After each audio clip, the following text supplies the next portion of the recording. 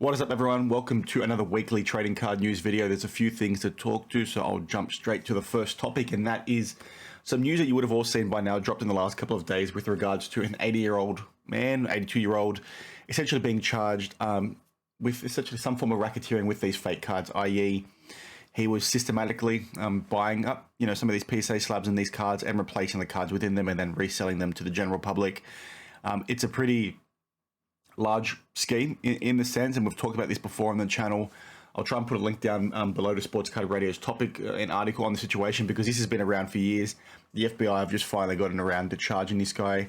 There are plenty of channels that have talked about this, so I don't want to talk about it again unless you have a specific question for me down in the comments below. But the thing I do find very interesting here is that, a couple of weeks ago, you would have seen me put out this video, or maybe a month ago now, where I talked about, a very large systematic scam, again systematic, on eBay, where you had a seller essentially taking cards, right, taking the slabs apart and putting fake cards in them, keeping the high-end card, and then reselling that card with the correct slab and the correct label on eBay. And we talked about it, how it was an eBay scam, because typically what this seller was doing to get around the eBay authentication program, which would otherwise determine these cards to have been swapped, is he was putting them in lots with like inferior cards, because lots don't go through eBay's program.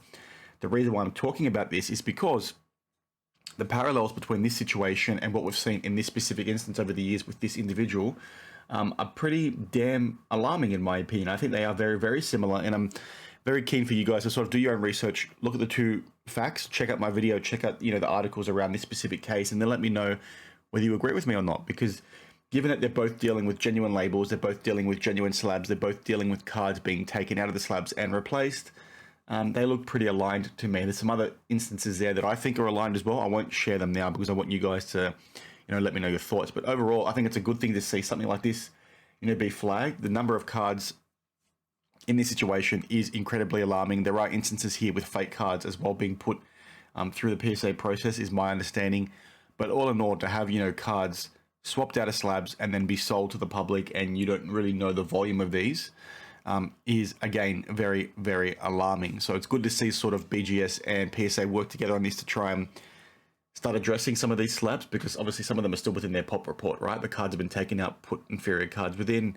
That needs to be addressed. But again, we've seen it, on eBay recently. I think these things are aligned. I'd be curious to see whether any information comes to light with that from the FBI and their investigation. But again, if it's not aligned, and this is just two completely separate scenarios, how in the heck do we have that many genuine PSA slabs out there for people to do these swaps with? Now, a few people came out and said, you know what, Daniel, they can still, use the original slab. They don't actually have to have fake slabs on hand. They can, sonic weld it or use a sonic welding machine to detach the original slab and then replace it and then reseal the slab.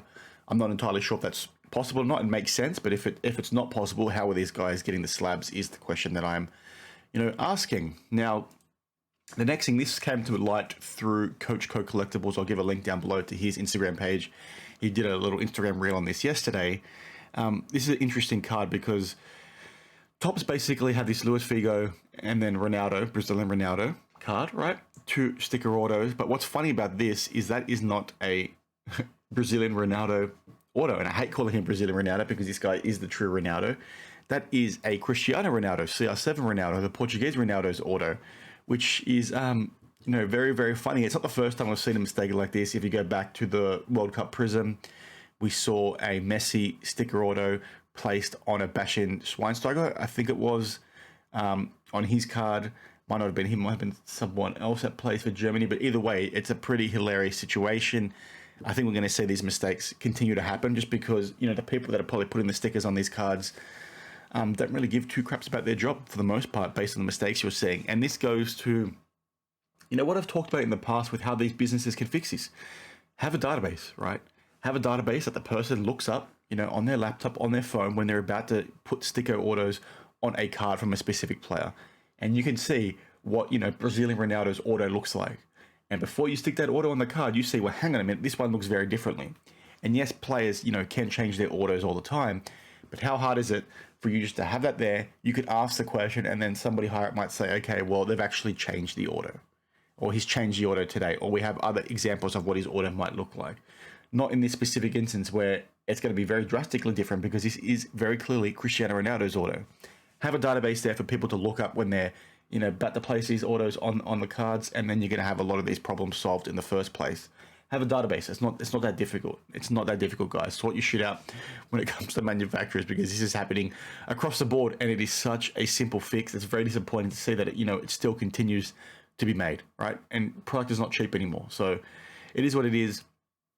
Hopefully they can fix it, but I legit think my database solution would fix it. Like, you wouldn't have an issue at all, unless some lazy employee just doesn't give a crap and they just do it anyway. I think it's a pretty good solution. Now, the last thing I want to touch on before we get into my live stream later today is a video from the Sports Car Dad. So some of you may have seen it. He basically put out a video saying I was wrong, and basically I gave him a teachable moment. This was in relation to a video I put out last week, in last week's news video, where I mentioned in his video, he was talking about the Stranger Things cards, the 0 out of 0, and he mentioned, some of the frozen refractors.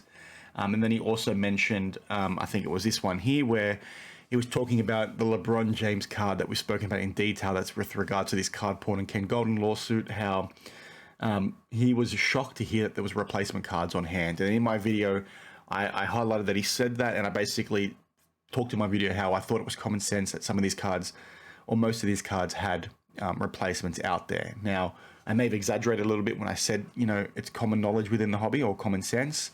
From the most part, from what I've seen, I think people do think it is, but again, there's lots of people that aren't aware of that, so maybe it was an exaggeration. It's a pretty funny video. I enjoyed the banter. I commented that in the video below. What I didn't like in the video, and I sort of said this in a comment that I didn't really take it to heart, to be honest, was that he implied it was a teachable moment from me, and that I sort of went after him, which I thought was a little bit unfair. But again, it's how content creation is these days. And again, it was just doing it for a bit of banter, so don't take it too hard on my behalf, please. But again, it wasn't a teachable moment. I want to make that very clear. It wasn't intended that way. I'm not going to begrudge him if he took it that way.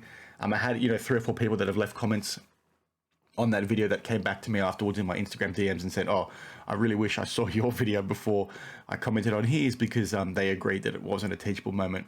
So maybe did Dustin do it for content? Maybe.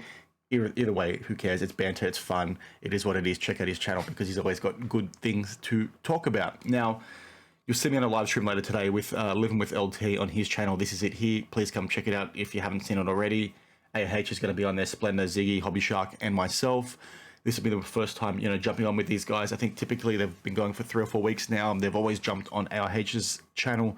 So it looks like this is going to, bump around and float around between everyone's channels. Check it out.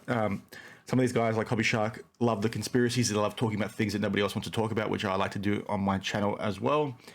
So there's going to be some good talk in this one. Let's see how it goes. I've had lots of warnings from LT on I need to be prepared. Aussies are pretty good with the banter and this sort of stuff. So let's sort of see how it goes. Please join if you... I'm not doing anything this afternoon or later tonight, depending on where you are in the world. It should be good fun. I will see you there. That's it for today. Let me know if I missed anything. Is anything else you want me to talk to throughout the week? Send me some mail in my email down in the description below, and then we can go from there. Cheers.